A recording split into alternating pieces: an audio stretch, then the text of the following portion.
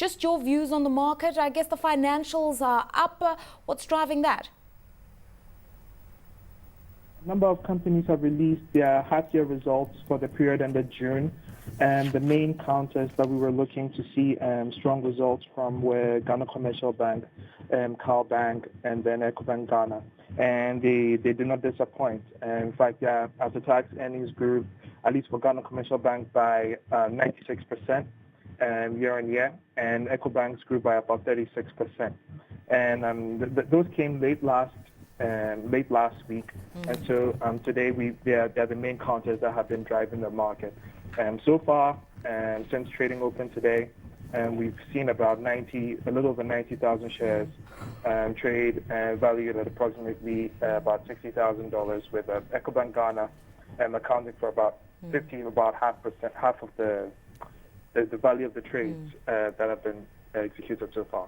What's driving the growth in the earnings of some of these banks? Are we seeing consolidation in the sector? Are we seeing them expanding their loan books? Because we do know that Ghana is the one country that's bucked the inflation trend and the interest rate cycle. It's very, very attractive as the Central Bank of Ghana pursues a looser monetary policy.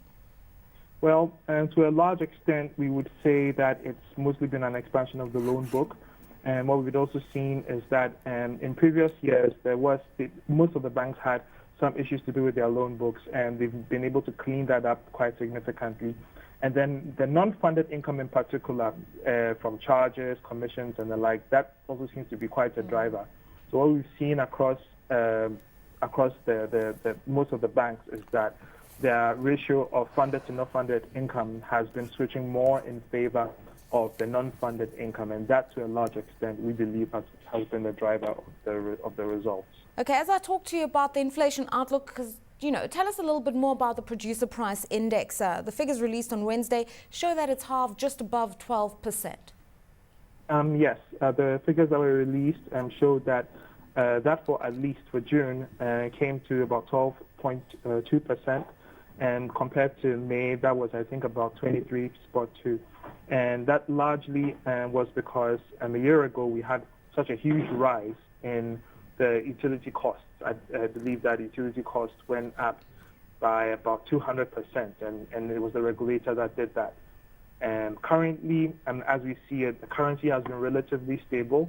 And from what we've seen, because the manufacturing sector depends a lot on imported inputs, with the stability of the currency we've seen, and then adjusting for the utility cost hike that happened last year, that to a large extent is the reason why the producer price index halved last month. And finally, your impressions of Tullow Oil's listing. As I said, it came with a lot of bells and whistles.